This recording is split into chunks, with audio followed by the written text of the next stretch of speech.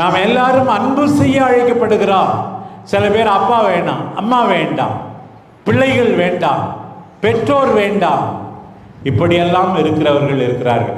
ஆண்டவர் அனுப்பும் போதே ரெண்டு பேரா அனுப்புகிறார். தனிமையில் அவர்கள் வாழக்கூடாது என்பதற்காக.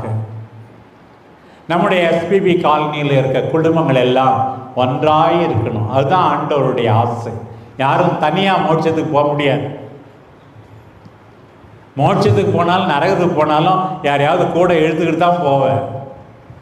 நரகத்துக்கு இழுத்துட்டு போக போறீங்களா, மோட்சத்துக்கு இழுத்துட்டு போக போறீங்களா? உன்னுடைய ஜெபத்தான், அன்பான், கனிவான், ஒற்றுமையான வாழ்வான் உங்கள் குடும்பத்தாரை மோட்சத்துக்கு கொண்டு செல்ல வேண்டாம். பாருங்க, ஆண்டவர் எல்லாம் வல்லவர், நல்லவர், வல்லவர். தெரியும் உங்களுக்கு, இந்த பாட்டில் கூட சொல்றோம், நல்லவர், வல்லவர், போதுமானவர். அப்படி